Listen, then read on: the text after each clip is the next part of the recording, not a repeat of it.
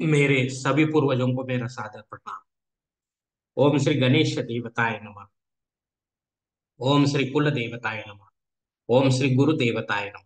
ओम सर्वश्री इष्ट देवताय नमो नमः। शिव शरण दोस्तों, मैं हूँ कड़प्पा। आपके सामने फिर से हाजिर हूँ। मेरे धर्म कर्म चैनल में आपका स्वागत है दोस्तों। दोस्तों, दिन नक्षत्र तिथि योग और कर्म, इन 5 अंगों से बनता है पंचांग। और रोज संकल्प छोड़कर पूजा करने से, पंचांग बोलने या सुनने से नाना सिद्धि आपको प्राप्त होने की संभावना बढ़ती है। क्योंकि तिथि हमें वैभव देती है, वार हमारी आयु बढ़ाता है, नक्षत्र हमारे सभी पापों को नष्ट करता है, योग हमें जुदाई से बचाता है, और करण हमारी सारी मनोकामनाएं पूरी करता है। लेकिन इसके लिए हमें शास्त्र शुद्ध स्वधर्म का पालन करना चाहिए, अंतःकरण शुद्ध करना चाहिए। वास्तु दोष अगर है तो उसे हमें नष्ट करना चाहिए। हमारा भक्ति मार्ग शास्त्रविद कर्मों से भरा होना चाहिए। आत्मा परमात्मा का मिलन हमारे जीवन का उद्देश्य होना चाहिए। इसके बाद ही हमें कोई सिद्धि प्राप्ति की आशा करनी चाहिए दोस्तों। दोस्तों, अब आपको पंचांग आज का सुनाने जा रहा हूँ। इसका उपयोग आप किसी भी धार्मिक कर्म कांड में आराम से कर सकते हैं दोस्तों।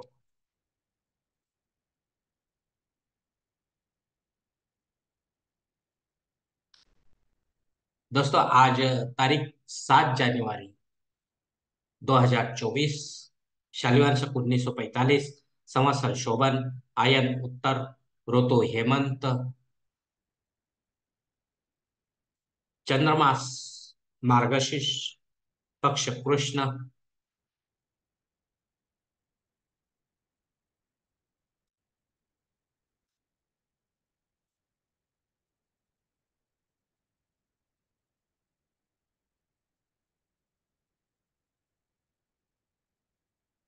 तिथि दोस्तों आज की एकादशी तिथि है, जिसका नाम है सफला एकादशी। रात 12:47 के बाद द्वादशी तिथि शुरू। वार इतवार है।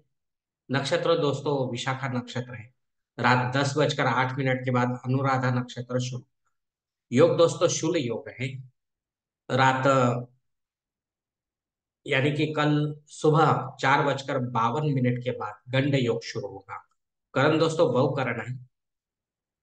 दोपहर 12:51 के बाद बालव करण शुरू होगा। और मध्य रात 12:47 के बाद कौलव करण शुरू होगा दोस्तों। दोस्तों, प्रमुख ग्रहों की राशि स्थिति सुबह 5:30 बजे कुछ इस तरह होगी। सूरज जो है धनु राशि में होगा, चांद तुला राशि में, गुरु मेष राशि में, और शनिदेव अपने कुंभ राशि में होंगे। बम्बई क्षेत्र में सूरज का आगमन और निगमन कुछ इस तरह होगा दोस्तों। आगमन जो है सुबह 7:15 पर होगा, और निगमन जो है शाम 6:15 पर होगा दोस्तों। दोस्तों, इस पंचांग के आधार पर आज के नित्य देव पूजा का संकल्प अब हम छोड़ने जा रहे हैं। इसके लिए आप अपने दाहिने हाथ के हथेली पर थोड़ा सा जल, थोड़े अक्षत, ये फूल या फूल के पंख उड़ेंगे दोस्तों। और ये संकल्प जो है बोलना शुरू कर दें।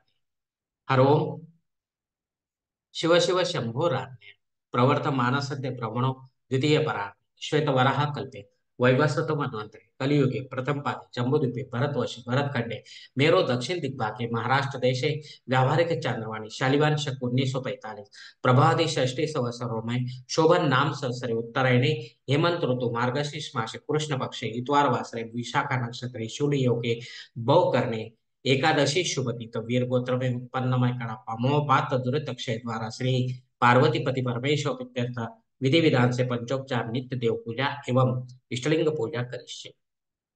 दोस्तों, यह संकल्प यहीं पर खत्म हो चुका है। अब आप आपके दाहिने हाथ के हथेली पर जो संकल्प का पानी वो सामने वाली थाली में छोड़ दो दोस्तों। दोस्तों, इस संकल्प की काल मर्यादा जो है वो दोपहर 12:51 तक ही है। इसके बाद अगर आपको किसी धार्मिक विधि के लिए संकल्प छोड़ना है तो कृपा करके आप ऊपर के बदले हुए पंचांग का सहारा लेकर नया संकल्प तैयार करें।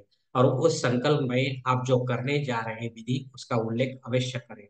तब जाकर आपकी सेवा जो है वो संबंधित देवताओं तक पहुंचेगी, और संबंधित देवता का आशीर्वाद आप तक पहुंच जाएगा दोस्तों। आपका जीवन और भी सुखमय बन जाएगा।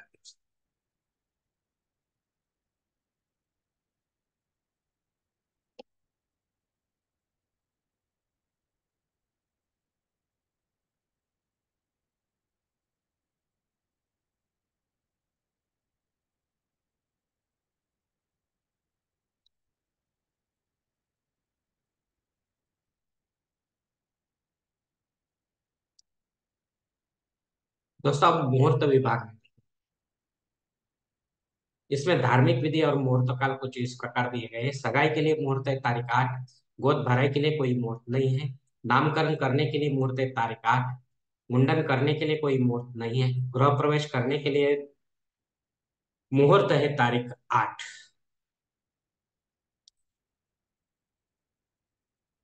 दोस्तों अब मुहूर्त के दूसरे भाग में देखेंगे। जनेऊ संस्कार के लिए माघ मास के बिना कोई मुहूर्त नहीं है। शादी ब्याह के लिए मुहूर्त है तारीख 8, वास्तु शांति के लिए मुहूर्त है तारीख 8, भूमि पूजन तथा पाया भरण के लिए कोई मुहूर्त नहीं है। देव मूर्ति की प्राण प्रतिष्ठा अगर आपको करनी है तो आप शिवलिंग की कर सकते हैं केवल। और घर पर करें, घर पर करेंगे तो आपको पंडित के माध्यम से जो नियमों का आचरण है वो जानना जरूरी है दोस्तों। मंदिर में करेंगे तो कोई प्रॉब्लम नहीं है दोस्तों। इसके लिए मुहूर्त दिया गया है तारीख 8। ऊपर दिए गए कुछ मुहूर्तों की तारीखों में समय की पाबंदी हो सकती है।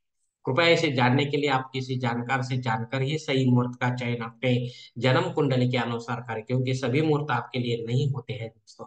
और जब आपके लायक कोई मुहूर्त नहीं होगा, तब अपने फायदे के लिए पंडित के माध्यम से जबरन कोई नया मुहूर्त निर्माण ना करें, या गौण संकट या आपातकाल के मुहूर्तों का भी चयन ना करें। तभी आप सही मुहूर्त का पुण्य कमा पाओगे दोस्तों। दोस्तों पंचांग में दी गई कुछ अन्य महत्वपूर्ण जानकारी है वो अब हम देखेंगे। पंचांग शुद्धि दोस्तों, वर्ज्य दिन है, दिन अच्छा नहीं है। दिन विशेष दोस्तों सफला एकादशी है, जो भक्तगण भगवान विष्णु की सेवा करते हैं रेगुलरली, उन्हें इस सफला एकादशी का आचरण करना है दोस्तों, नियमों का पालन करते हुए। इसमें दिन भर में आप नमक या तीखा वर्ज करना है। और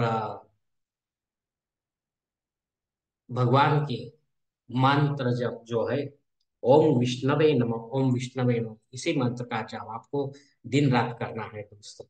और मंदिर में जाकर इनकी सेवा आपको अटेंड करनी है दोस्तों। लक्ष्मी नारायण का मंदिर जहां भी होगा आप जा सकते हैं दोस्तों। और जब कल उपवास छोड़ेंगे तो हरि वासर का आपको ध्यान देना है दोस्तों। इस काल को छोड़कर आपको उपवास छोड़ना है दोस्तों। रात 10:08 के बाद घबाड़ी योग और मृत्यु योग ये दोनों शुरू हो। तो घबाड़ी योग शायद आपके लिए कितना फायदेमंद रहेगा, क्योंकि रात बहुत हो चुकी है। और मृत्यु योग, अगर इस काल मृत्यु योग तो है दोस्तों। और रात में और भी एक योग है जो मध्य रात 12:47 के बाद दग्ध योग शुरू होगा, ये भी अशुभ योग है। तो मृत्यु योग और दग्ध योग में जो भी बालक पैदा होगा उसकी शांति 12वें दिन आपको करनी होती है दोस्तों। ये ख्याल में रखो, पंडित के माध्यम से अपने घर पर ही विधिवत करनी है दोस्तों, क्योंकि आगे चलकर फिर कहीं मुसीबत ना आए, या इसके लिए मुहूर्त निकालना पड़ता है दोस्तों। लेकिन 12वां दिन ये जो ठीक होता है। अग्नि धरती पर हाजिर है दोस्तों, इसके लिए आपको नया कोई यज्ञ या कर्मकांड करना है तो कर सकते हैं। और रेगुलर जो वो तो आप कर ही रहेंगे दोस्तों। नया जब शुरू करेंगे तो वो आगे चलकर कहीं बंद ना हो जाए, इसका भी ध्यान आपको रखना है। राहु काल दोस्तों शाम 4:30 बजे से लेकर 6 बजे तक है। इस काल में आपका अगर कोई काम महत्वपूर्ण रखड़ता है, नहीं बनता है, तो कृपा करके राहु के प्रभाव से उसे निकालकर और कोई समय में पूरा करने की कोशिश करो, क्योंकि राहु आपका ये काम नहीं बनने दे रहा है दोस्तों। संकल्प के साथ की गई जो पूजा होती है वो 100% जल्द फलदायी होती है, क्योंकि हम ही होते हैं ऐसे धार्मिक कर्मकांडों के कर्ता धर्ता। हम ही होते हैं हमारे जीवन को बनाने और बिगाड़ने वाले। अगर आप मेरे विचारों से सहमत है तो कृपा करके मेरा धर्म कर्म चैनल सब्सक्राइब करो, लाइक करो, आपकी फैमिली और दोस्त परिवार के साथ शेयर करो, और कमेंट्स बॉक्स में आप अपना कमेंट जरूर दे दोस्तों। दोस्तों मेरा अगला वीडियो आप तक पहुंचने के लिए बेल बटन को अवश्य दबाएं। धन्यवाद दोस्तों। हमारी अगली मुलाकात होने तक आप खुश रहे, आनंदी रहे और प्रसन्न रहे। हरि ओम। शिव शंभो महा।